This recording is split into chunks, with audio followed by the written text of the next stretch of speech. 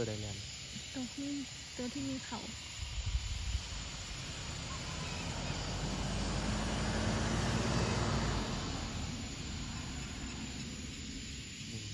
3เห็น4ตัวแล้วตรงนี้มีแค่2ไปน้ำกันได้ไหม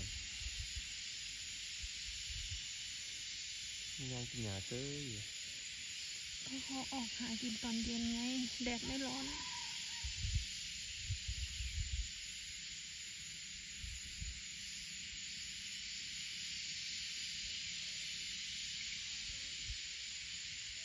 มาด้วยกันน่าจะมาเป็นคู่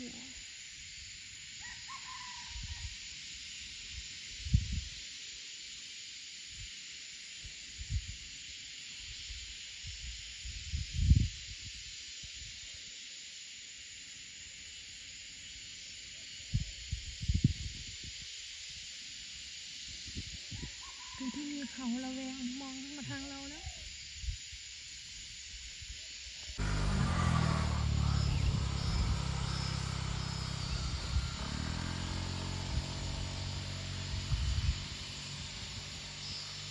เสียงว่าใส่เดียวบางทีไม่ยากเดินไปแล้ว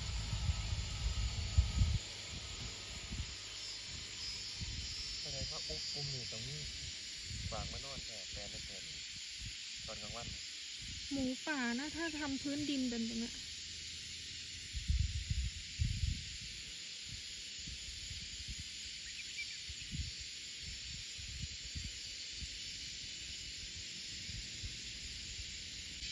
ตัวนั้นมีเขาตัวนี้ตัวผู้หรือเปล่าที่มีเขา แสดงว่าตัวโตแล้วเนี่ยแต่ว่าเป็นพันเล็กไม่เห็นเจอตัวนี้ไม่มีเขามาเป็นคู่หรือเปล่าตัวผู้กับตัวเมียหรือเปล่านี่ก็เป็นญาติกันนะท้องเดียวกัน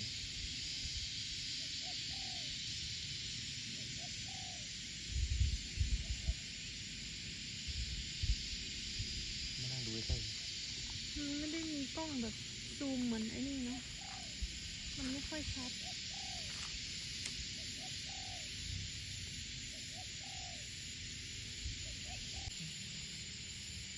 ตัวคนไปแล้วไปแล้วคนตัวนึงมันกำลังออกมา